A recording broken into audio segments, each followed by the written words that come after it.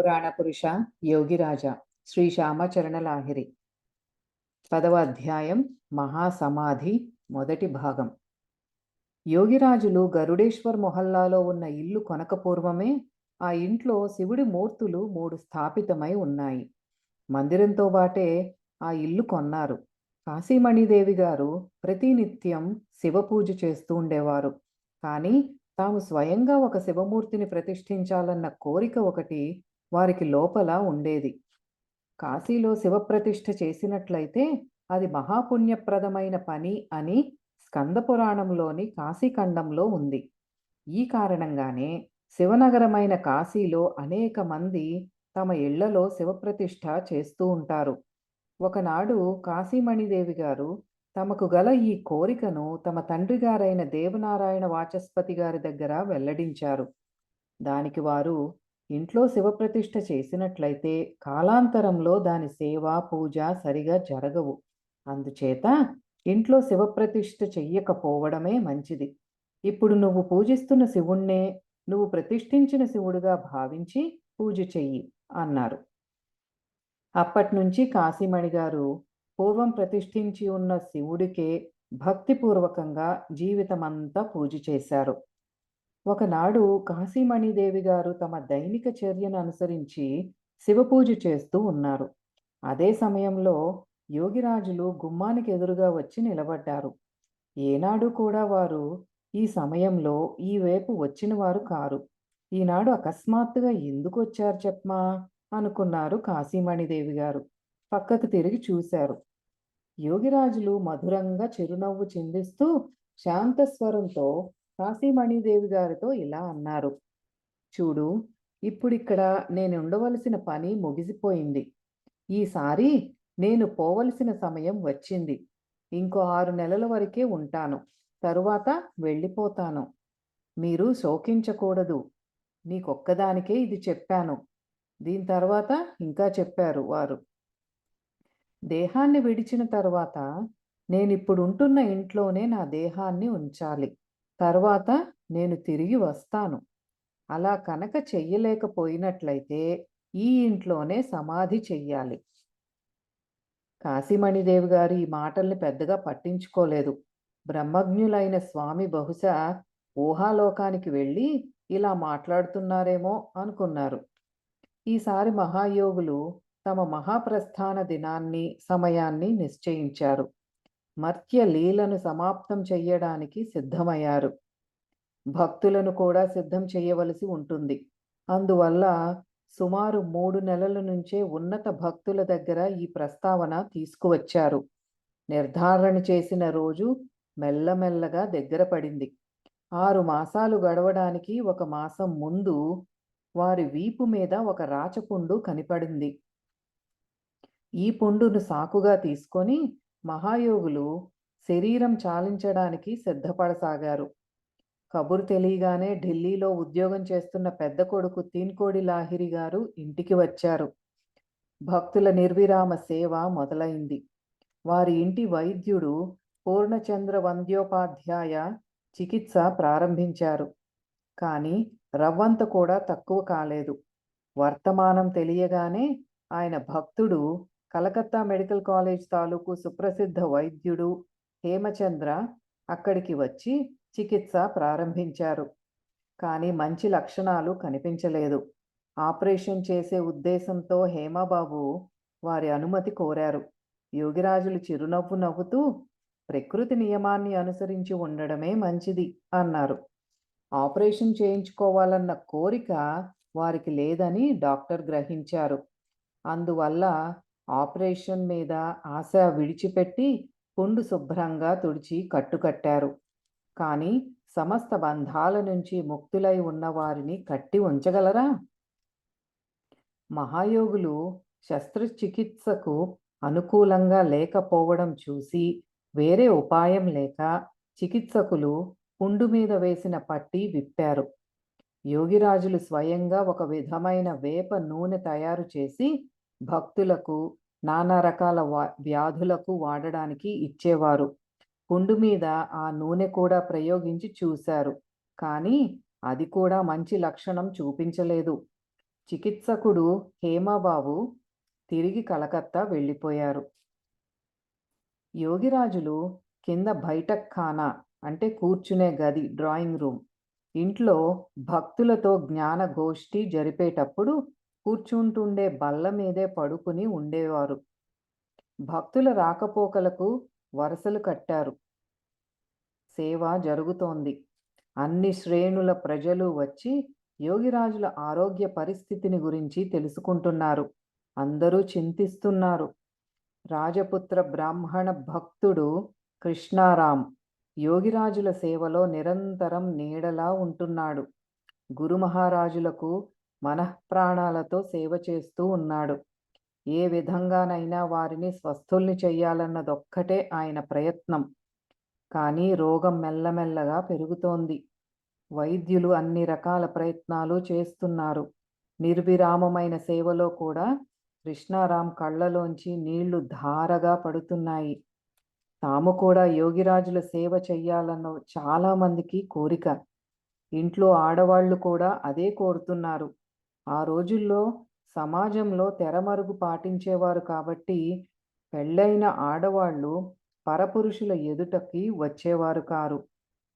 కృష్ణారాం నిరంతర సేవ వల్ల, భక్తులందరి రాక వల్ల కుటుంబంలోని స్త్రీలకు వారి సేవ చేసే అదృష్టం కలగడం లేదు. కృష్ణారాం ఒక్కడే 100 మంది పని చేస్తున్నాడు. ఆయన స్వయంగానే చేస్తాడు. తాను చెయ్యనిదే గురు మహారాజుల సేవ సరిగా జరగదని ఆయన అభిప్రాయం. ఈ కారణం వల్ల మరెవరికీ సేవాభాగ్యం కలగలేదు. కృష్ణారాం అలుపెరగకుండా చేసిన సేవకు యోగిరాజులు చాలా సంతృష్టి చెందారు. మహాప్రయాణానికి ముందు రోజున వారు కృష్ణారాంను స్నేహపూర్వకంగా దగ్గరకు పిలిచి ఇలా అన్నారు: కృష్ణారాం, నీ సేవకు నాకు చాలా సంతృష్టి కలిగింది. నీకేం కావాలో చెప్పు, నువ్వు కోరింది దొరుకుతుంది. కృష్ణారాం చేతులు జోడించి నిలబడ్డారు. కళ్ళ నుంచి గంగా యమునల మాదిరిగా నీళ్లు ప్రవహిస్తున్నాయి. గొంతు ఎండిపోయింది. కాళ్ళు చేతులు వణుకుతున్నాయి. స్నేహ గంభీర కంఠంతో మళ్ళీ ఇలా చెప్పారు: చెప్పు కృష్ణారాం, నీకు ఏం కావాలి? నీ వల్ల నాకు చాలా సంతృష్టి కలిగింది. నీ మీద అపరిమితమైన ప్రసన్నత కలిగింది. తడిసిపోయిన కళ్ళతో, వణుకుతున్న గొంతుతో భక్తిపూర్వకంగా ఇలా అన్నారు కృష్ణారాం: నాకేదీ అక్కర్లేదండి. మీ పాద పద్మాల మీద నాకు చోటు దొరకాలన్నదొక్కటే నా ప్రార్థన. మధుర మందహాసంతో యోగిరాజులు, కృష్ణారాం, అదే దొరుకుతుంది అన్నారు. కృష్ణారాం యోగిరాజుల పాదాల మీద వాలిపోయారు. కృష్ణారాంకు లోభత్వం లేని విషయాన్ని తెలిపే ఉదంతం ఒకటి మరో శిష్యులు భూపేంద్రనాథ్ సన్యాల్ మహాశయుల నోటి నుంచి వినవచ్చింది. యోగిరాజుల మహాప్రయాణం జరిగిన చాలా నాళ్ల తర్వాత రవీంద్రనాథ్ ఠాగూర్ భూపేంద్రనాథ్ సన్యాల్తో పాటు ఒకసారి కాశీధామానికి వచ్చారు. చూడదగ్గ ప్రదేశాలన్నీ చూసిన తర్వాత రవీంద్రనాథ్ ఇలా అన్నారు: సన్యాల్ మహాశయ, కాశీ సాధువుల కాణాచి అని విన్నాను. అలాంటి నిజమైన సాధువు ఎవరిదైనా దర్శనం చేయిస్తారా? అప్పుడు సన్యాల్ మహాశయులు అన్నారు: మీరు ఎవరో ఒక వేషధారి సాధువును చూడదలుచుకున్నారా? ప్రసిద్ధ సాధువును చూడదలుచుకున్నారా? లేకపోతే నిజమైన సాధువని నేనెరిగిన ఆయన్ని దర్శనం చేసుకోదలిచారా? మీరు నిజమైన సాధువని ఎరిగిన ఆయన దర్శనం చేయించండి అన్నారు రవీంద్రనాథ్. అప్పుడు వారిద్దరూ కాశీలో గంగ ఒడ్డున ఉన్న ఒక బస్తీలో కృష్ణారాం ఇంటికి వెళ్ళారు. కృష్ణారాం ఉదయ్పూర్ స్టేట్ వారి రాధాకృష్ణ మందిరంతో కలిసి ఉన్న ఒక ఇంట్లో ఉంటుండేవారు. కృష్ణారాం కళ్ళు పైకి నిలిపి ఏదో భావనాలోకంలో సంచరిస్తున్నట్టుగా కనిపించారు. లౌకిక బంధాలన్నిటి నుంచి ఆయన ఏనాడో విముక్తులయ్యారని చూస్తేనే తెలుస్తోంది. ఎవరు వచ్చారో, ఎవరు వెళ్ళారో అన్న దృష్టి కూడా లేదు. ఆ మహానుభావులు రవీంద్రనాథ్ సన్యాల్ మహాశయులు సడీ చప్పుడు లేకుండా మెల్లగా వెళ్ళి కూర్చున్నారు. కృష్ణారాం మౌనంగా కూర్చుని ఉన్నారు. కొద్దిసేపటి తర్వాత సన్యాల్ మహాశయులు పలకరించారు. కృష్ణారాం గారు, మేమొచ్చాం. కృష్ణారాం ధ్యానం చెదిరిపోయింది. ఆయన మళ్ళీ అనిత్యధామానికి దిగివచ్చారు. సన్యాల్ మహాశయులు రవీంద్రనాథ్తో పరిచయం చేశారు. రవీంద్రనాథ్ ఆయనతో కొంతసేపు మతచర్చ చేసి సంతుష్టులయ్యారు. వెళ్ళేటప్పుడు రవీంద్రులు కృష్ణారాం గారికి 10 రూపాయలిస్తూ, ఇవి మీ సేవకు వినియోగమైతే ఆనందిస్తాను అన్నారు. నాకిప్పుడు డబ్బు అవసరం ఏమీ లేదు అన్నారు కృష్ణారాం. రవీంద్రులు వినయభావంతో మళ్ళీ చెప్పారు, ఈ రూపాయలు మీ సేవకు వినియోగం కావాలి అన్నది ఒక్కటే నా కోరిక. అప్పుడు కృష్ణారాం శాంతస్వరంతో ఇలా చెప్పారు, సరే, ఆ రూపాయలు నావేనని అనుకోండి. ఇప్పుడు మీ దగ్గర జాగ్రత్త పెట్టాను. అవసరమైనప్పుడు అడిగి తీసుకుంటాను. యోగిరాజుల ప్రియ శిష్యులైన దేవఘర్ వాసులు పండిత పంచానన భట్టాచార్య గారితో సహా అనేక మంది భక్తులు వచ్చి ఉన్నారు. వారి ప్రియ శిష్యుల్లో ఒకరైన స్వామి ప్రణవానంద గారు ఆ సమయంలో ఉదయపూర్లో ఉన్నారు. గురుదేవుల అంతిమావస్థను గురించి కబురు విని ఆయన త్వరగా కాశీ వెళ్లే ప్రయత్నంలో ఉండగా గురుదేవులు అలౌకిక రూపం ధరించి ప్రత్యక్షం కావడం ప్రణవానందులు చూశారు. ప్రణవానంద, ఇప్పుడిక తొందరపడి లాభం లేదు. నువ్వు చేరకముందే నేను శరీరాన్ని విడిచిపెట్టేస్తాను అన్నారు గురుదేవులు. ప్రణవానందులు ఏడవడం మొదలుపెట్టారు. యోగిరాజులు ఆయన్ని ఓదారుస్తూ ఇలా అన్నారు, ఎందుకు ఏడుస్తున్నావు? దేహం పోయిన తర్వాత కూడా సద్గురువు అస్తిత్వం ఉంటుంది. నేను ఎప్పుడూ ఉన్నాను. యోగిరాజుల భక్తుల్లో మరొకరు పాంచ్ కౌడి వందోపాధ్యాయులు ఆ సమయంలో హరిద్వారంలో ఉన్నారు. యోగిరాజుల తిరోధానానికి అంటే తిరుగు ప్రయాణానికి చాలా నాళ్ల ముందు గురుదేవులు జ్యోతిర్మయ రూపాన్ని ధరించి ఎదుట ప్రత్యక్షం కావడం చూశారు. వందోపాధ్యాయులు వెంటనే కాశీ వచ్చేయ్ అన్నారు గురుదేవులు ఆయనతో. వంద్యోపాధ్యాయులు త్వరగానే కాశీ వచ్చారు. గురుదేవులు నశ్వర దేహాన్ని విడిచే ప్రయత్నంలో ఉండడం చూశారు. ఈ విధంగా మహాప్రస్థానానికి పూర్వం యోగిరాజులు తమ భక్తుల్లో అనేక మందికి హెచ్చరిక చేశారు. యోగిరాజులుంటున్న ఇంట్లో కిటికీ లేకపోవడం వల్ల వెలుతురు తక్కువ వస్తుండేది. శరీరం విడిచిపెట్టడానికి ఒకరోజు ముందు మధ్యాహ్నం వేళ యోగిరాజులు చాలా అస్వస్థ స్థితిలో పడుకుని ఉన్నారు. ఎదురుగా ఉన్న బైఠక్ఖానాలో యోగిరాజులను కనిపెట్టుకుని ఉన్న పెద్ద కుమారులు తీన్కౌడి లాహిరి మహాశయులు కూర్చుని ఉన్నారు. తండ్రిగారు పక్కమేంచి లేచి గదిలో ఒక గోడకున్న అలమారు దగ్గరికి వెళ్ళి కొద్ది క్షణాల సేపు పుస్తకాలు తిరగేయడం ఆయన హఠాత్తుగా చూశారు. ఆ తరువాత వారు పూర్తి ఆరోగ్యవంతుల మాదిరిగా నడిచి వచ్చి మళ్ళీ పక్క మీద పడుకున్నారు. ఇది చూసేసరికి ఆయనకు చాలా ఆశ్చర్యం కలిగింది. గదిలోకి వచ్చి తండ్రి గారిని ఇలా అడిగారు, మీరు ఇంత ఆరోగ్యంగా లేచి తిరగగలుగుతున్నప్పుడు మంచం మీద పడుకొని బెడ్ ప్యాన్లో మలమూత్ర విసర్జన చేస్తారెందుకు? కనీసం తూమ్ దగ్గర కూర్చుని మలమూత్రాలు విడవగలరు కదా. నువ్వెక్కడున్నావు అని అడిగారు యోగిరాజులు. పక్కనున్న ఇంట్లోంచి చూస్తున్నాను అన్నారు తీన్కోడి బాబు. మహాయోగులు మధురమైన మందహాసం చేస్తూ ఇలా చెప్పారు, కొంత సేవ చెయ్యాలని అందరికీ కోరిక, అంచేత పక్క మీద పడి ఉన్నాను. ఈ విధంగా పడుకోకపోతే వాళ్ళ కోరిక ఎలా తీరుతుంది?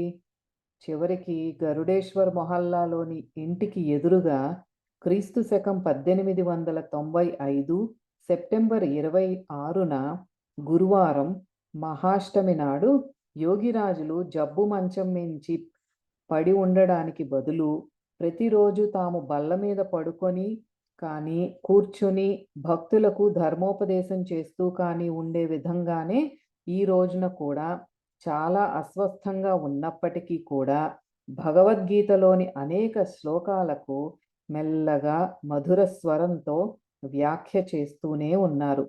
గాఢమైన నిస్తబ్దతతో అక్కడ కూర్చున్న భక్తులందరూ వింటున్నారు. అందరి మనస్సులు బరువెక్కి ఉన్నాయి. కళ్ళలోంచి అశ్రువులు రాలిపడుతున్నాయి. బయట నుంచి మహాష్టమి సందర్భంగా బాజాల చప్పుళ్ళు వినవస్తున్నాయి. సూర్యాస్తమయం వేళ అయింది. సజల నేత్రాలతో, కంపిత స్వరాలతో భక్తులు ఇలా జిజ్ఞాస వెల్లడించారు. మీరు లేకపోతే మేము నిస్సహాయులమైపోతాం. అప్పుడు మాకు శ్రేయస్కరం కాగల మార్గమేది? యోగిరాజులు అభయప్రదానం చేస్తూ ఇలా చెప్పారు. ఋషులు సేవించి సాధించిన ఈ అమర యోగ సాధన వల్ల చేకూరేది ఎన్నడూ ఆశ్రయం లేకుండా పోదు.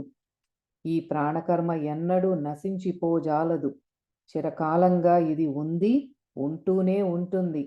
మనిషి పరిపూర్ణతా సాధనలో ఎంత మట్టుకు ప్రగతి సాధిస్తే అంత మట్టుకే అతని మనస్సులో ప్రాణకర్మ పట్ల ఉత్సాహము, పట్టుదల పెరుగుతాయి. అర్ధనిమీలిత నేత్రముద్రితులై యోగిరాజులు భక్తులనుద్దేశించి మళ్ళీ ఇలా చెప్పారు. గురుదేవుల సన్నిధిలో మహానీయమైన ఈ అమర యోగాన్ని పొంది పునఃస్థాపితం చేసిన వాణ్ణి గురించి భవిష్యత్తులో ఇంటింటా చెప్పుకుంటారు. మనిషి మెల్లమెల్లగా ముక్తిపథం వైపు సాగుతాడు. ప్రాచీన కాలంలో మాదిరిగానే మనుష్యుడి జీవన్ముక్తి మార్గం ప్రశస్తమవుతుంది. యోగిరాజులు పద్మాసనం వేసి కూర్చున్నారు. అశ్రుపూరిత నేత్రులైన భక్తులందరి వైపు చూస్తూ ఇలా అన్నారు వారు. ఇప్పుడు నేను వెళ్ళే వేళ అయింది. మీరు శోకించకండి. నశించే దేహం ఉండకపోయినప్పటికీ సద్గురు సత్తా ఉంటుంది. నేను ఎప్పుడూ మీతోటే ఉంటాను. ఆ బల్ల మీదే మహాష్టమి సంధి క్షణాల్లో వారు మహాసమాధి స్థితిలో మహాప్రయాణం చేశారు. అప్పటికి సాయంకాలం 5:25 గడిచాయి. కొంతసేపటి వరకు వారి శరీరం బిగిసిపోలేదు. భక్తులు పూలమాలలు, గంధం మొదలైనవి వారి మృతదేహం మీద అలంకరించడం ప్రారంభించారు. స్త్రీ పురుషులందరూ తమకు గల శ్రద్ధాభక్తులు నివేదిస్తూ వారికి అంతిమ ప్రయాణం చేశారు. వారికి అంతిమ ప్రణామం చేశారు. యోగిరాజుల మృతదేహాన్ని సమాధి చెయ్యాలి అని, అదే ఉచితమని అప్పుడు కొందరు తమ అభిప్రాయం వెలిబుచ్చారు. కానీ పండితుల శాస్త్ర విధానాన్ని, ఆలోచనను అనుసరించి యోగిరాజులు సిద్ధయోగి పురుషులైనప్పటికీ గృహస్థులే కాబట్టి గృహస్థాశ్రమానుసారంగా లౌకిక నియమాలకు సాక్ష్యంగాను వారి మృతదేహానికి అగ్ని సంస్కారం చెయ్యడం ఉచితం. చివరికి పెద్ద ఊరేగింపుతోనూ సంకీర్తనంతోనూ వారి మృతదేహాన్ని మణికర్ణికా ఘట్టానికి తీసుకువచ్చారు. అక్కడున్న అనేక మంది సాధు సన్యాసులు కూడా వారికి అంతిమ ప్రణామాలు చేశారు. శాస్త్రానుసారంగా వారి జ్యేష్ఠ పుత్రులు ముఖాగ్ని ముట్టించిన తరువాత వారి లీలాదేహానికి అగ్ని సంస్కారం జరిగింది. సర్వభక్షకాల అయిన అగ్నిశిఖలు ఉవ్వెత్తున పైకి లేచి ప్రజ్వలిస్తూ ఉండగా అక్కడున్న సాధు సన్యాసులు, స్త్రీ పురుషులు అందరూ సమవేత స్వరంతో హరహర మహాదేవ శంభో అంటూ కీర్తిస్తూ ఉండగా వందలాది భక్తుల కళ్ళ నుంచి ధారలుగా నీళ్లు ప్రవహించాయి. విశ్వనాథుడి మందిరంలో అది హారతి సమయం కావడం వల్ల గణగణ గంటలు మోగాయి. శోకంలో మునిగి ఉన్న కాశీమణిదేవి గారు 6 నెలల కిందట మాట యోగిరాజులు ఆవిడకు చెప్పిన మాట మరిచిపోయారు. ఇంట్లో కాశీమణిదేవి గారి దగ్గర కొద్దిమంది ఆడవాళ్లు మాత్రమే ఉన్నారు. అందరూ శోకపీడితలే. ఆ సమయంలో యోగిరాజులు చెప్పిన మాట చటుక్కున గుర్తుకు వచ్చింది ఆవిడకు. వెంటనే తమ సోదరుడైన రాజాచంద్ర సన్యాలకు శ్మశానానికి పంపారు. కానీ ఆయన వెళ్ళేసరికి చితి ఉజ్వలంగా వెలుగుతోంది. అంత మరుపు తనకు ఎందుకు వచ్చిందా అని కాశీమణిదేవి గారు విలపిస్తూ పశ్చాత్తాపం చెందారు. కాసేపటికి శ్మశానం వరకు వెళ్ళిన వాళ్ళు తిరిగి వచ్చారు. కాశీమణిదేవి గారి సోదరులు పండిత భగవాన్ సన్యాల్ గారు అంతా విని ఇలా అన్నారు. ఈ మరుపు ఆయన కలిగించారు. మహాయోగులు అన్ని వేళలా యథార్థ జగత్తులో ఉండేవారు కారు.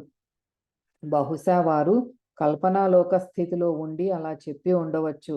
ఆ తరువాత తాము గృహస్థులు కాబట్టి గృహస్థాశ్రమానికి అనుకూలంగానే లౌకిక రీతి నియమపూర్వకంగా అంత్యేష్ఠి జరపడం ఉచితమన్న మార్గం కూడా వారు చూపించారు. కాబట్టి వారే ఈ మరుపు కలిగించారు. దాన్ని గురించి విచారించవలసిన అవసరం లేదు. కాశీమణిదేవి గారి దగ్గర వారు ప్రస్తావించిన విషయమే సరిగా అదే విధంగా సమాధి స్థితులై శరీరం విడిచిపెట్టాలి అన్న కోరికే వారి మనస్సులో మొదట్నుంచి ఉందన్న దానికి ప్రమాణం.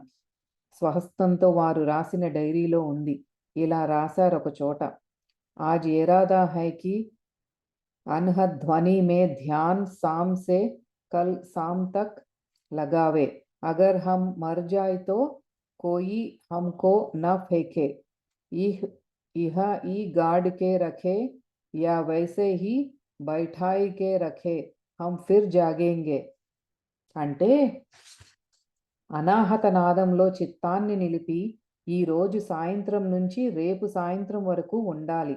ఈ స్థితిలో నేను చనిపోయినట్లయితే నన్నెవరూ పారేయకూడదు.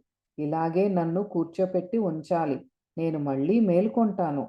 యోగిరాజులు మహాప్రయాణం చేసిన తరువాత వారి ప్రియ శిష్యులైన దేవఘర్ నివాసులైన పండిత పంచానన్ భట్టాచార్య మహాశయులు తమ గురుదేవులు నశ్వర దేహాన్ని విడిచిన సమయాన్ని గురించి వివరిస్తూ ఒక క్రియాయోగికి ఇలా ఉత్తరం రాశారు. నమస్కారాంతరమిదం, నమస్కరించి రాస్తున్నది. దీక్షా గురువు సిద్ధుడు కాకపోయినట్లయితే అసిద్ధుడైన గురువుకు మందు మాకుల అవసరం కలుగుతుంది. పైగా అలా చెయ్యడం ఉచితం. సిద్ధుడికి అంటే ముక్త పురుషుడికి ఏదీ అవసరం ఉండదు. వాయు వికారం వల్ల రకరకాల జబ్బులు వస్తుంటాయి.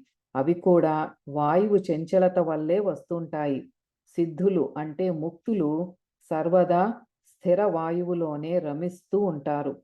వాయువు స్థిరంగా ఉన్న చోట రోగం ఎక్కడుంటుంది? కానీ జీవభావాపన్నులైన మూఢ వ్యక్తులు సిద్ధులను అంటే ముక్తులను తమలాంటి వారే అనుకొని వారికి మందో మాకో ఇచ్చి రోగ విముక్తుల్ని చేయాలని పరిగెడుతూ ఉంటారు.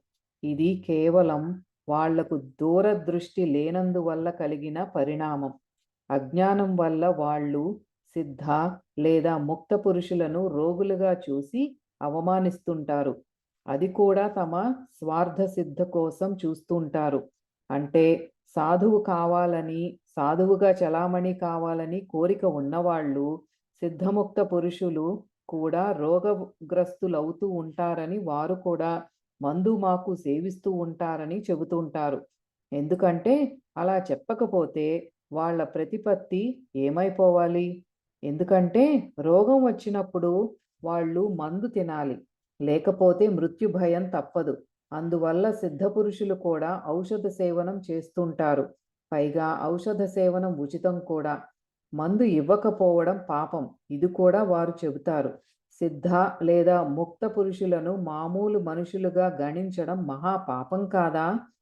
సిద్ధ లేదా ముక్త పురుషులు తమను అంటే ఇతరులు గుర్తుపట్టేస్తారన్న భయంతో అప్పుడప్పుడు సాధారణ మనుషుల మాదిరిగానే అందరికీ తమ పని ఆభాస కనబరుస్తూ ఉంటారు. ఇందుల్లే సిద్ధ లేదా ముక్త పురుషులు కూడా ఔషధ సేవ చేస్తుంటారని, వ్యాధిగ్రస్తులు అవుతూ ఉంటారని, మంచి పనులు చెడ్డ పనులు కూడా చేస్తుంటారని సామాన్య వ్యక్తులు అంటూ ఉంటారు. కానీ వారు ఏమీ చెయ్యరు. వ్యాధిగ్రస్తులు కారు. ఇది సామాన్య వ్యక్తులకు తెలియదు. గురుదేవుల దేహత్యాగ సమయంలో కూడా ఇది జరిగింది. గురుదేవుల శిష్యులు లోక సమాజ దృష్టిలో గురుదేవులను గురువుగా స్వీకరించిన వారు అనేక మంది వారిని రోగిగా పరిగణించి మందు ఇప్పించాలని, వైద్యం చేయించాలని ఆత్రం కనబరిచారు. కానీ గురుదేవులు తమ కుమారులైన తిన్కోడి బాబు గారికి ఈ విషయం చెప్పారు.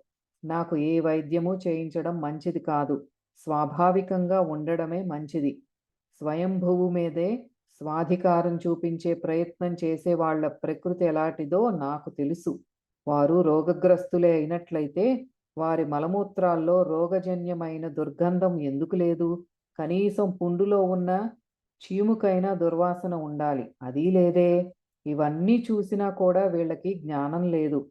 వీళ్ళు ఏమనుకుంటున్నారో చూస్తే విచారం కలుగుతుంది.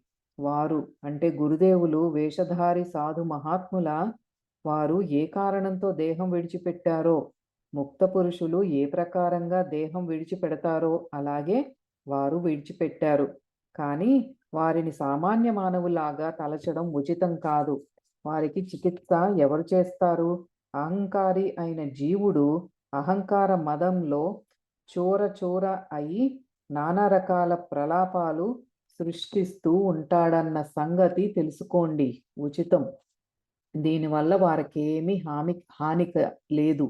తాము దేహాన్ని విడిచిపెడతామని వారు ఆగస్టు నెలలోనే నాకు చెప్పారు. దాదాపు 10 మంది దగ్గర నేను ఈ విషయం ప్రస్తావించాను. దీని తర్వాతి భాగం దొరకలేదు.